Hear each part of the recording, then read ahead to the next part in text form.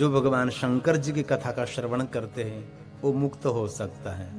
और तरंती, निस्तरंती शब्द का अर्थ है ना, स निस्तरंती सागरम, पूरे संसार सागर को वो आसानी से तैर जाता है और भगवान तक पहुंच सकता है जब भगवान की कथा सुनता है।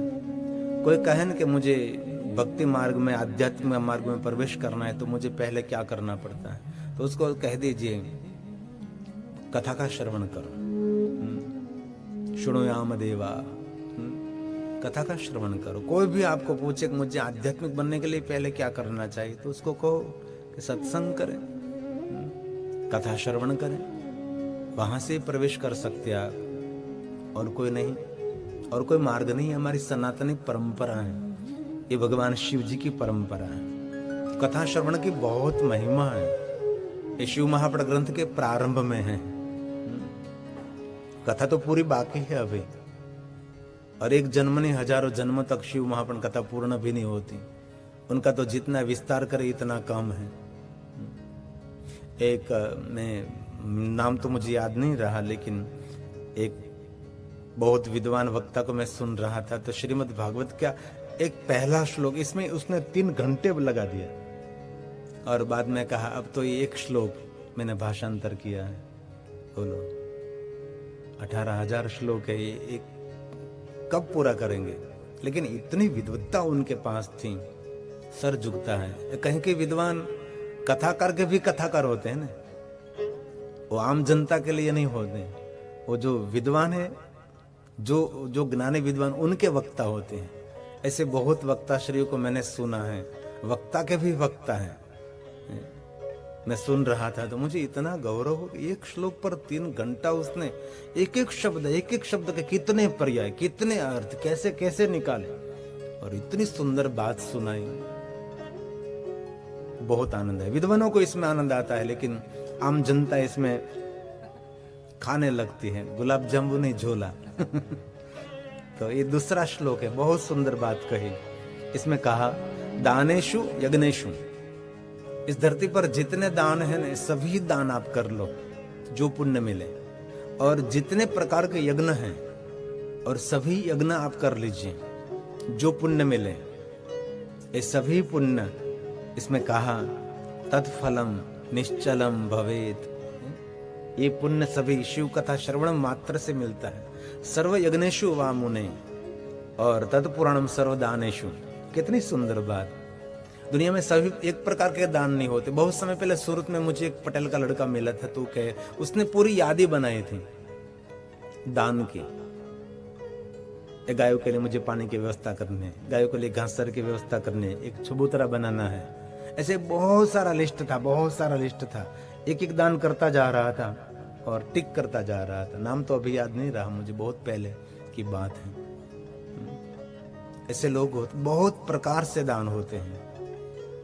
तो इसमें कहा है सभी प्रकार के दान और सभी प्रकार के यज्ञ, इस सभी पुण्य फल एक कथा श्रवण मात्र था। ये मैं नहीं कह रहा हूं, भगवान व्यास जी का वचन है। वो तत्पुराणं सर्व दानेषु सर्व यज्ञेषु वा मुने शंभो पुराणं श्रवणात् तत्फलं निश्चलं भवेत्, तत्फलं निश्चलं भवेत्। इसमें कोई संशय नहीं है। भगवान शंकर जी शंभु पुराणम शरणयात, भगवान शंकर जी सभी फल देते हैं। तो आपकी जांच को आप प्रश्न करें, आप दुनिया के सभी दान कर सकते हैं? नहीं, सब लोग नहीं कर सकते। जितने प्रकार के यज्ञ हैं, इस सभी यज्ञ आप कर सकेंगे? नहीं। लेकिन ये बहुत सरल है, भगवान की कथा का श्रवण करो। इसमें सभी दान का भी पुण्य और सभी यज्ञों का भी पुण्य। श्लोक इसलिए मैं गा रहा हूं कि अतिशोक्ति न हो, ये व्यास जी का प्रसाद है, मैं नहीं कह रहा हूं। देखो, जब प्रयाग तीर्थ में सूत पुराण जी सबको कथा कह रहे, तो कथा सुनने वाले महात्मा कोई सामान्य महात्मा नहीं है, सब पहुंचे हुए संत थे, ज्ञानी, विद्वान, ध्यानी, तपस्वी, जितेंद्रिय, ब्रह्मचारी, सत्यव्रती, ये सब महात्मा थे, जो पूर्ण महात्मा थे। ये सभी महात्मा कथा सुन रहे थे। इसलिए ऐसा कभी नहीं समझना चाहिए जो अनपढ़ लोग हैं वो कथा सुनते हैं। पढ़े लिखे और सज्जन जिनके जीवन में आध्यात्मिकता का उदय हुआ है वो कथा सुनते हैं। सामान्य जन का काम ही नहीं कथा सुनने का, कथा में बैठने का को भी उसकी योग्यता नहीं रहती। बहुत जन्म के पुण्य ये भगवान की कथा होती है। ये हमारी सनातनी परंपरा, ये शंकर जी की परंपरा, ये शांकरी परंपरा है, शंकर जी की छत्र छाया, ये भगवान की कथा है, कोई सामान्य वस्तु नहीं है। अब बहुत सुंदर बात की है, अति सुंदर बात की है। इसमें कहा कलो सेवा है।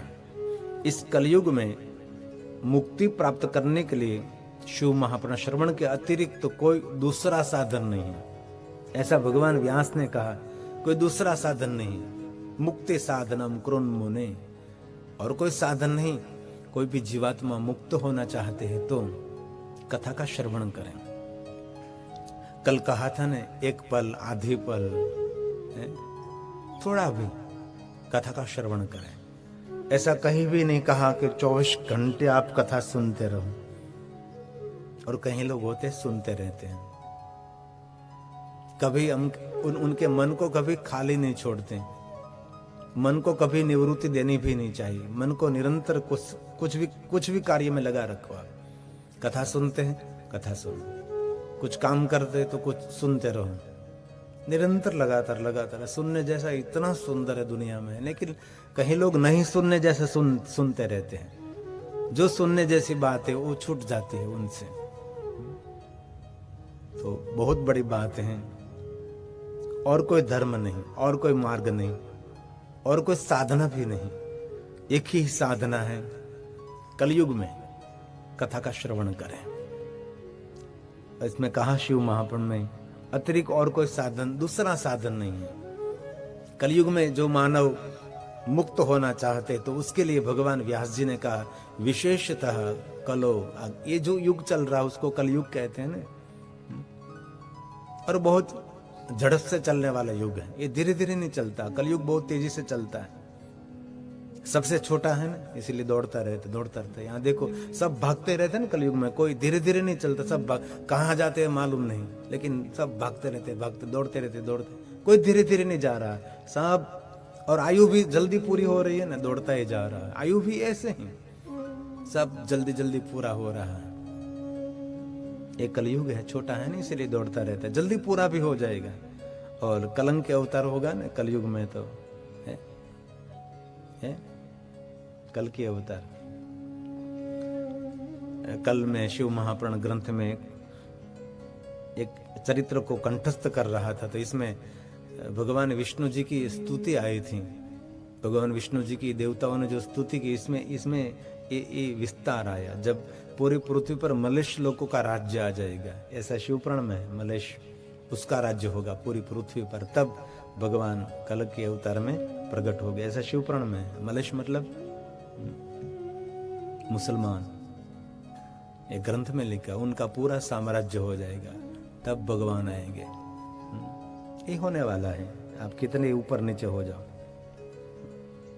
और सुंदर भगवान व्यास ने कहा है विशेषतः कलौ शैव पुराण श्रवणाद्यते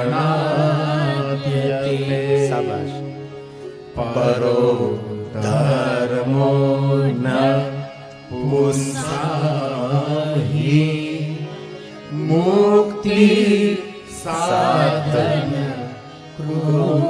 मुने मुक्ति साधन हे मुनि, हे महात्माओं, शिव महापुराण मुक्ति का साधन है। आप 2 घंटे 3 घंटे जो कथा सुनते हैं ये कभी निष्फल नहीं होते। जीवन में कोई श्रेष्ठ उत्तम फल देने वाले हैं, ये मैं नहीं कह रहा हूं, भगवान व्यास जी बोलते हैं। इसमें कहा है शिव महापुराण का श्रवण तथा शिव नाम का कीर्तन मनुष्य को कल्प वृक्ष के समान उत्तम फल देने वाला है। इसमें संशय नहीं है। मनुष्याणाम न संशय, इसमें कोई संशय नहीं, सामान्य फल नहीं, उत्तम फल देने वाला है। भले आप टेलीविजन के माध्यम से कथा सुनते, लेकिन आपका मन अभी प्रभु में है। आपका मन अभी कोई संसार में भोग विलास में नहीं है। आपका संपूर्ण मन परमात्मा को समर्पित है। इसलिए आप बहुत धन्य हैं। आप टेलीविजन के माध्यम से अपने घर में कथा सुनते हैं तो कहीं चित्त मन नहीं जाता ना, और शांति से आराम से आप कथा सुन सकते हैं। ये बड़ी टेक्नोलॉजी का उपयोग और ये सदुपयोग, ये आशीर्वाद है। ये सुंदर बात कही है, बहुत सुंदर बात कही। एक कथा कल्प वृक्ष है और मैं भी बैठा हूं बिल्व वृक्ष के नीचे। एक कथा कल्प वृक्ष, ये बिल्व वृक्ष, कितनी सुंदर बात है। भगवान व्यास जी बोले हैं, एक एक श्लोक की बड़ी महिमा होती है। ये बड़ी बड़ी कथाओं में क्या होता था, नाचना कूदना खेलना हंसा हंसी ऐसे होता था ना। अब मैं आराम से शांति से कथा गाता हूँ, क्योंकि मुझे कोई श्रोताओं की मानसिकता को ध्यान में नहीं रखना है। इसमें जाहिर कथा होती है, इसमें क्या होता है कि श्रोताओं की मानसिकता को ध्यान में रखना पड़ता है। कभी गीत, कभी संगीत, कभी नृत्य, कभी हंसा हंसी, कभी ऐसी बात। इसमें किसी को नहीं, सिर्फ मैं कथा को ध्यान में रखकर कथा गाता रहता हूँ। इसलिए एक छोटी छोटी बात आप तक पहुंचा रहा हूं मैं, जो शिव महापुराण अंतर्गत है। तो भगवान महादेव की कथा क्या है, कल्प वृक्ष है। जो आप कल्पना करेंगे ना, उत्तम फल मिलने वाला है। और एक बात याद रखना, कोई बुरी कामना करेंगे ना तो ये फल आपको नहीं देती, क्योंकि कल्प वृक्ष है ना, ये बुरा फल नहीं देती। कल्प वृक्ष हमेशा उत्तम फल देते हैं। कल्प वृक्ष के नीचे बैठकर आप कोई खराब कामना करो तो ये कभी मुराद पूरी नहीं होती। लेकिन उत्तम आप संकल्प करो तो ये कल्प वृक्ष देता है। ये बात भगवान व्यास ने कही है। पुराण श्रवणम शंभोर नाम संकीर्तन तथा कल्पद्रुमं फलं सम्यंग मनुष्याणां संशय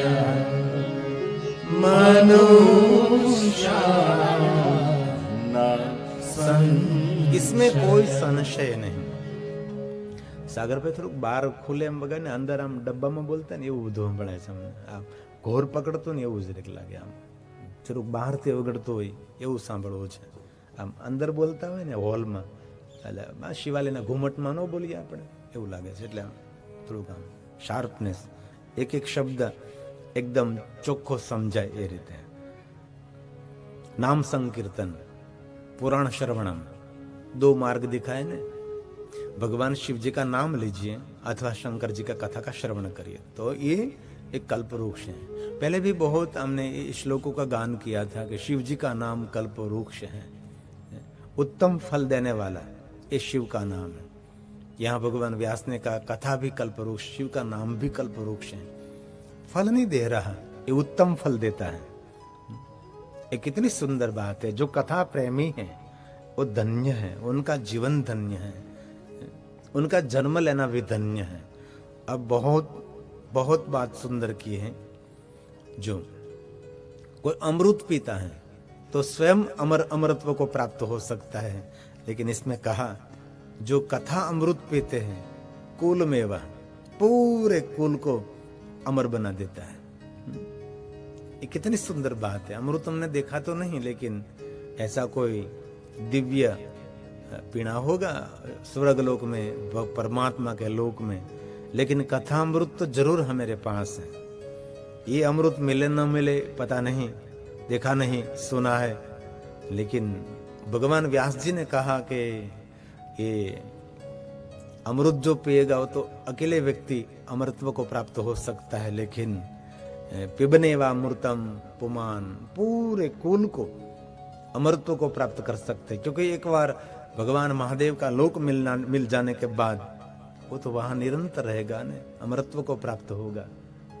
ये बेलोपत्र के पान ऊपर से नीचे आ रहा है। ये ठंडी के दिनों में ये सब पानखर आ जाएगी। भगवान को प्रार्थना करे कि जब तक कथा रहे तब तक पानखर ना आवे। ये पानखर धीरे धीरे, ये जो ठंडी के दिनों में सभी पान गिर जाएगी। વાર છે નહીં પણ આના જલ્દી આવે છે, અત્યારે ઠરડા થઈ જાય, કારણ કે આ છે ને ગરમ પ્રદેશનું વૃક્ષ છે। તમે જો યુકેમાં બિલવૃક્ષ નથી થતા, કેનેડામાં બિલવૃક્ષ નહીં, શિકાગોમાં પણ નહીં, ઠંડા પ્રદેશોમાં કોઈ જગ્યાએ બિલવૃક્ષ નહીં થાય, કારણ કે આ પાન જલ્દી આના ઠંડી પડે એટલે ખતમ। પણ ભગવાનને પ્રાર્થના કરી કે આમ જ્યાં સુધી કથા કરી ત્યાં સુધી આ રે બધું, નકર પાંદડા ખરીદ કેવું લાગે। એટલે રોજ પાણી પાવતું રહેવું આપણે। ये सुंदर बात है। देखो भगवान व्यास जी ने कहा है, आपको अजरामर स्याद वै पीबन मेवा मृतं पुमान् शंभो कथामृतं कुर्यात् कुलमेवा अजरामरं कुलमेवा अजरामरं। कुल मेवा अजरामरम, पूरा कुल अमर हो सकता है। पिबनेवा अमृतम, अमृत जो पीता है, कथा रूपी अमृत पीते हैं। आपको मालूम है नहीं मालूम, मुझे मालूम नहीं, ऋतु बदलती है तो उसका पान भी बदलता रहता है। नकर पान वृक्ष में क्या होता है, साल में एक बार पान खराते हैं ना, इसमें ऐसा नहीं होता। ऋतु बदलने के बाद पान खरा जाते हैं, बार बार आते हैं, क्योंकि भगवान को चढ़ाने के लिए, इसीलिए उसका पर्ण तोड़ते रहते हैं ना। उसकी पर्ण तोड़ने का यही उपाय है, ये गिर जाते हैं सभी। अभी ठंडी पड़ेगी तो पूरा जंगल एकदम कोई पान नहीं रहेगा, पूरी पूरी ठंडी की सीजन में। ठंडी दूर होने के बाद फिर कुपल आएगी, फिर बहुत ताप पड़ेगी, तब एक भी पान नहीं रहेगा। महाशिवरात्रि के बाद और जब शुरू होगी ताप, धीरे धीरे सभी पान गिर जाएंगे। फिर मानसून आएगा तब फिर कुपल आएगी। ऐसे ही बिलवृक्ष की एक अलग, सब वृक्ष की जाति से ये उनकी थोड़ी अलग सी रचना है बिलवृक्ष। इसीलिए तो कुछ महिमा है ना पुराणों में बिलवृक्ष की। बबूल की महिमा क्यों नहीं कही, बबूल बावળ, બાવળનો મહિમા કઈ વાંચવામાં જ ન આવ્યો, બોલો એરડાનો નહીં થયો। પછી એરડોનો कोई बहुत सारे वृक्ष की महिमा नहीं बताई, विशेष कोई महिमा वृक्ष, कोई पीपल वृक्ष, वट वृक्ष, ऐसे बहुत सारे जाति जाति के वृक्ष, नवग्रहों के वृक्ष, उनकी बहुत महिमा है। अब बहुत बड़ी बात भगवान व्यास जी सुना रहे हैं। पापियों के पाप वहां तक रहेंगे जहां तक उन्हें शिव कथा का श्रवण नहीं किया। एक बार भगवान महादेव की कथा का श्रवण कर लेंगे, उनके जीवन में एक भी पाप नहीं रहेगा, ऐसा व्यास जी ने कहा है। तो कोई भी पापी व्यक्ति हैं उनके लिए भी कथा तो आशीर्वाद रूप तो है ही। पाप कृणम मुनि सतमा है, श्रेष्ठ महात्माओं, जिसने जीवन में बहुत सारे पाप कर्म किए हैं, लेकिन वो पाप कर्म कहां तक रहेंगे, जहां तक उसने शिव महापुराण कथा का श्रवण नहीं किया है। एक बार शिव महापुराण कथा का श्रवण करेंगे, बाद में एक भी पाप नहीं रहेगा, ऐसा व्यास जी का वचन है। इसलिए मानव मात्र को जरूर कथा तो श्रवण करनी ही चाहिए। ये जो कथा सुन रहे हो तो श्रेष्ठ महात्मा ने, मुनि सतमा, बार बार शब्द दिया है, मुनि सतमा, એટલે मुनियों में श्रेष्ठ, महात्माओं में महान, ये सभी मुनि हैं, ये सभी ऋषि मुनि हैं। ये भगवान व्यास जी ने कहा, सुनोति सुभक्तितः, कथा सुनो लेकिन श्रेष्ठ भक्ति के साथ कथा सुननी चाहिए। सुनने खातर आपने सुन लिया वैसा नहीं, भक्ति के साथ सुनते रहो आप। ये व्यास जी का प्रसाद है। श्लोक इसीलिए मैं गा रहा हूं, एक एक श्लोक बिलवृक्ष के नीचे सिद्ध हो रहा है। ये श्लोक मैं पहली बार गा रहा हूं, कितनी बार मैंने पढ़ लिया, लेकिन कथा में मैं पहली बार ये रजू कर रहा हूं। एक एक श्लोक जो मैंने एक बार बोल दिया तो एक रख देता हूँ, दूसरे श्लोक उसमें से निकल, चूंकि 24,000 श्लोक है, कहीं श्लोक की तो बोलने में कभी अवसर ही नहीं मिलता, तो सभी का अवसर में ले रहा हूँ धीरे धीरे। आप टेलीविजन के माध्यम से कथा सुनते हैं, ये व्यास जी का प्रसाद है। तावत् सर प्रोच्यते पापी पाप कृन्मुनि सतमं यावत् शिव पुराणं हीना शृणोति सुभक्तितः। कैसे सुने? शृणोति सुभक्तितः। भक्ति के साथ, आपके हृदय में परमात्मा की भक्ति के साथ एक कथा सुनते रहो। आप कथा सुनने से क्या होगा? जीवन का एक छोटा सा पाप भी जीवन में नहीं रहता। ये व्यास जी का वचन है, ये कोई कल्पना नहीं है, काल्पनिक बात नहीं है, ये बहुत बड़ी बात है। आपके मन में विचार उठ रहा है कि हम तो पाप करते ही नहीं। अरे जीवन में एक पल भी नहीं जा रहे पाप करे, निरंतर करते हम। जीव भोजनम जीव, जितने अन्न के कण खाते हैं ये सभी जीव ही जीव है। इतने सब्जी खा जाते हैं। अरे शिवपुराण में तो कहा है, जो उमा संहिता है, इसमें आप श्वास लेते हैं तो भी कितने ही पाप लगते हैं। श्वास के बिना जीवन ही नहीं। एक मेरे पास भजन है, ये सुंदर बात, ये मुझे याद आ गया। ये ला क्या गयो?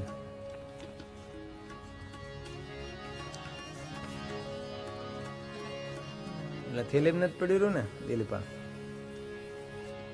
सरस भजन तो मैं आज शोध करे थी भजन ने। લ્યો નથી થેલી में पड़ी गई। लाओ ये आपी दे मैंने, मैं आज मैं शोध की मैंने। अरे हम भारी मुक्यो तो गयो क्या बाय। चलो श्वासे श्वासे नाम शिव का, हरि ओम नमः शिवाय।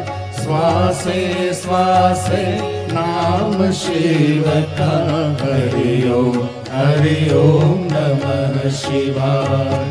मन से दिल से भाव से आपको, हरि ओम नमः शिवाय। मन से दिल से भाव से आपको, हरि ओम नमः शिवाय। श्वासे श्वासे नाम शिव का, हरि ओम नमः शिवाय। श्वासे श्वासे नाम शिव का, हरि ओम नमः शिवाय।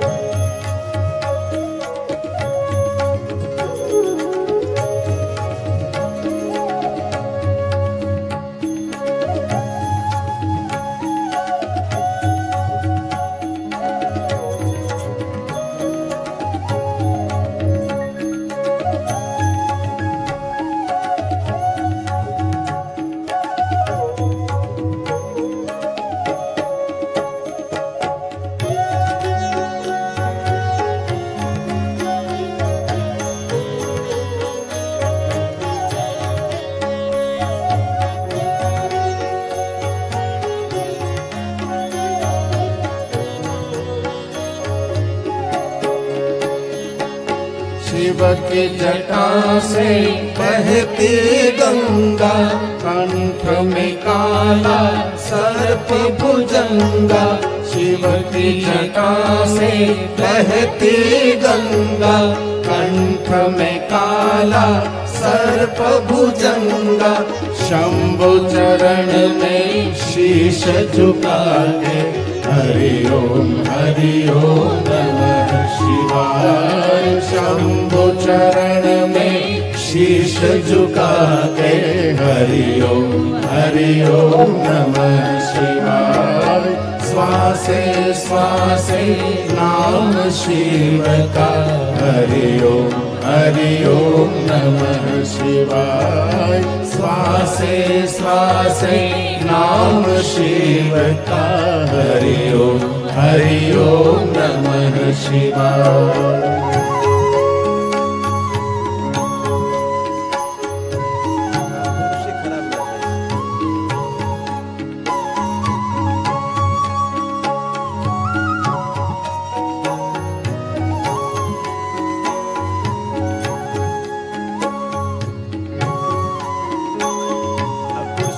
खराब लगे रेकॉर्डिंग में खराब आवे सब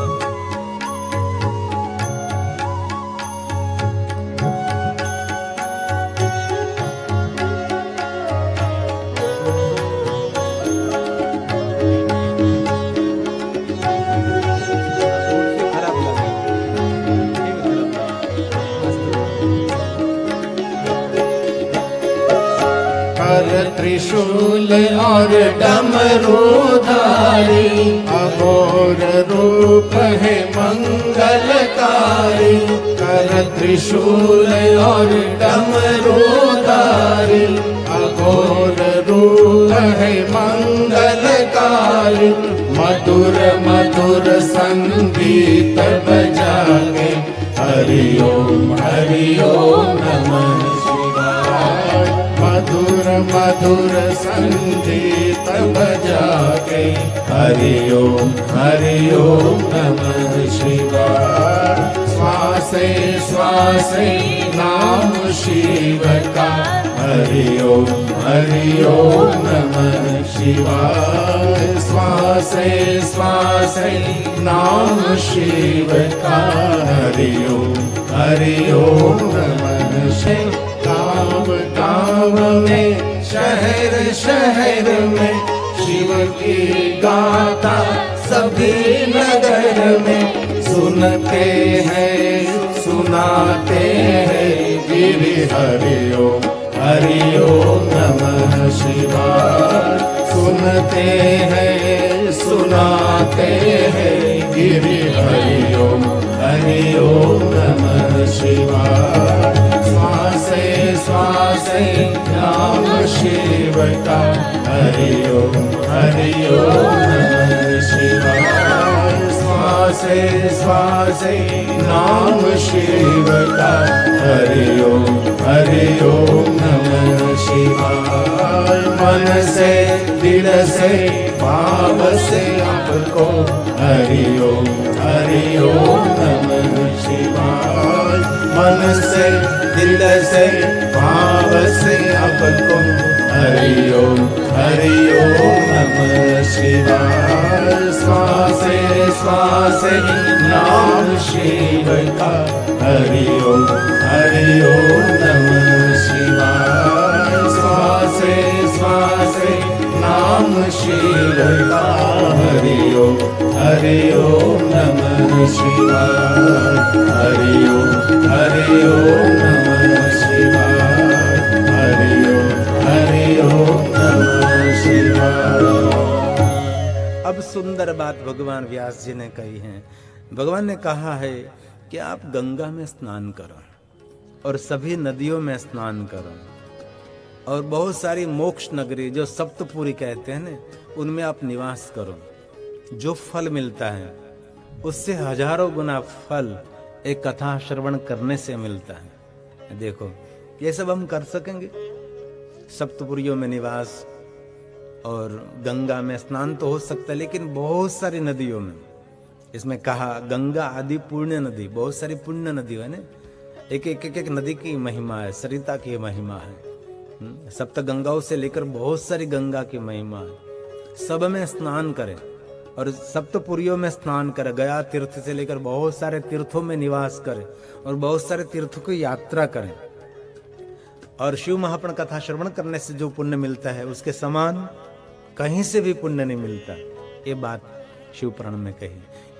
ये जो भरत भाई लोकेशन ले रहे थे बराबर था। ये एक कुर्सी यहाँ से अलग कर दीजिए, पूरा लोकेशन ठीक आता है। अस्त व्यस्त वस्तु पड़ी है ना, इसलिए उसको ठीक कर दीजिए। ये मैं कह रहा तो मुझे नहीं बोलना था, लेकिन बोलना रेवाणु नहीं कई बार એવું થાય ને રેવાય નહીં આપણને। એટલે કેમેરો અહીંથી આમ ફરે તો એ અસ્તવ્યસ્ત એક ખુરશી આમ મોઢું ફેરવીને બેઠી હોય તો એ સારું ના દેખાય ને। લોકેશનમાં તમારું ધ્યાન હોવું જોઈએ, કઈ વસ્તુ ક્યાં પડી છે, શું છે, કેમ છે, એ ચારો તરફ નજર હોવી જોઈએ ને। એ બહુ મહત્વનું હોય છે। ये श्लोक भगवान व्यास का प्रसाद है। बहुत सुंदर बात है कि कितना पुण्य है कथा सुनने का। आप 2 घंटे 3 घंटे बैठते हैं, कोई सामान्य वस्तु नहीं है। ऐसा कभी नहीं आप समझना कि हमारे पास कोई काम नहीं इसलिए हम बैठे हैं, ऐसा कुछ भी नहीं। ये बहुत परमात्मा की असीम कृपा है, जिनकी कोई सीमा नहीं। इतनी कृपा तब कथा में आप बैठ सकते, कथा सुन से। बाकी तो तर्क कुतर्क में लोग रह जाते हैं। जब बच्चे पानी पिलाते हैं ना अंत समय, तब पछतावो થાય પછી કા મળે વૃદ્ધપણું ત્યારે પછતાવો થશે। મળે વૃદ્ધપણું ત્યારે પસ્તાવો થશે, મળે વૃદ્ધપણું ત્યારે પસ્તાવો થશે, દુઃખોમાં ગુજારે, દુઃખોમાં ગુજારે, રડી જિંદગી ને, રડી જિંદગી ને। ये रड़ी जिंदगी पाछू साथे सड़ी जिंदगी। दुखों गुजारे रड़ी जिंदगी ने, सड़ी जिंदगी ने, रड़ी जिंदगी ने, सड़ी जिंदगी ने, सड़ी जिंदगी ने, सड़ी जिंदगी। घणा माणसो ने मरवा પડ્યા હોય ત્યારે આખું ગામ માનતા કરે કે આ દાદાનું દુઃખ હવે જોવાતું નથી, પાણી વગરની 11 કરશું તોય મરે નહીં દાદા, હે ને? એવું ઘણી જગ્યાએ આપણને જો અમે ઘણીવાર પધરામણી જઈને તેમ કે બાપુ પ્રાર્થના કરો આ ડોશી મરે હવે। અરે મારવા માટે હું પધરામણીમાં આવ્યો છું। પછી એમ કહું કે આખા ઘરમાં ગંગાજળ છાંટો, ભગવાન શિવને પ્રાર્થના કરો, દીપ પ્રજ્વલિત કરો, મૃત્યુંજય મંત્રનો જાપ કરો, માતાજી માડીના ઉપર ગંગાજળ છાંટો, જાય। એક રાત્રે જતા રહે। પછી मरवा माटे लोगों प्रार्थना करे, ये कोई जीवन है? सड़ी जिंदगी, रड़ी जिंदगी तो सही। अब बहुत सुंदर बात है, व्यास जी का वचन है, वो कोई सामान्य बात नहीं है। गंगा दिया पूर्ण्य नद्यश्च सप्त पूर्यो गया। कितनी सुंदर बात करे। गंगा तो सही, लेकिन पुण्य नदी, गंगा से अतिरिक्त बहुत सारी पुण्य नदी है ना। ये पुण्य नदी में स्नान करो, सप्तपुरियों में निवास करो, गया तीर्थ में जाओ, ये सभी पुण्य ये मेरी महादेव की कथा सुनने मात्र से मिलते हैं। व्यास बोले एता शिव पुराणस्य समता यान्ति न। शिव महापुराण कथा सुनने से जो पुण्य मिलता है, ये पुण्य ये सप्तपुरी भी नहीं दे सकती, गया तीर्थ भी नहीं दे सकता, और गंगा भी नहीं, और कहा अन्य पुण्य नदी भी नहीं दे सकती। ये कथा की महिमा है। इसमें ऐसा कभी नहीं समझना चाहिए कि इसकी सबकी महिमा नहीं, उन सबकी महिमा है, लेकिन सबसे ज्यादा अधिक महिमा ये भगवान की कथा की है। शिव महापुराण में भगवान व्यास जी ने एक बात कही, जीवन में सबसे बड़ा कोई सत्कार्य है ना, तो किसी को कथा सुनाना, और सबसे बड़ा पुण्य है। इससे बड़ा कोई पुण्य नहीं है। जब श्रीमद् भागवत कथा में आपने सुना होगा, गोपी गीत में एक गोपियों ने कहा कि तेरी महिमा जो सुना रहा है ना, हमारे लिए सबसे बड़ा दाता है। ये कहा शिव महापुराण में कहा है कि आप किसी को कथा सुनाओ, उससे बड़ा कोई पुण्य नहीं है। और सुनो, आपको याद करो, आपका बचपन याद करो। आप बचपन में आपकी दादी और माँ को क्या कहते थे? वार्ता सुनाओ, कहते थे कि नहीं? दादी माँ वार्ता कहिए, मम्मी कुछ वार्ता सुनाओ, क्योंकि आपकी लहू में सब कुछ है। लेकिन थोड़े बड़े हो गए, कुसंग हुआ, इसलिए जो वार्ता की व्रत की परंपरा है वो भूल गया। ये भगवान व्यास जी हम सबको याद दिला रहे हैं। एक कथा श्रवण श्रेष्ठ उपासना है। कवचित कभी ये सब इतना पुण्य नहीं दे सकते जो शिव महापुराण कथा सुनने से पुण्य मिलता है। ये बात व्यास जी ने कही है। अब बहुत सुंदर बात है, इसमें कहा है यदि मनुष्य को परम पद की प्राप्ति करनी है तो श्रेष्ठ उपाय है भक्ति के साथ नित्य भगवान शंकर जी की कथा का श्रवण करें, और श्लोकम श्लोकार्ध आधे श्लोक का भी पाठ करें। कहीं श्रवण करने का अवसर न मिले, सुनने का अवसर न मिले, तो कहा कि आप आधे श्लोक का पाठ करें, और श्लोक आप न पढ़ सके तो कम से कम 1-2 पंक्ति पढ़ लीजिए। ये व्यास जी की आज्ञा है ना। करना चाहिए। सुबह में जब आप भगवान की पूजा करते, दीप करते, तब सुबह सुबह में थोड़ा सा धर्म ग्रंथ का पाठ कर लीजिए, बहुत पुण्य रहता है उसका। गुजराती में कहो तो घણા ઘરમાં તો દીવો કરવા હાટુ ઝઘડો કરતા, એલા તું દીવો કર લેની, એલા તું દીવો કર લેની, હું નથી કરવાનો, હું નાયો નથી. ભગવાનને દીવો કરવા હાટુથી નથી કરવું, હું નહીં કરું.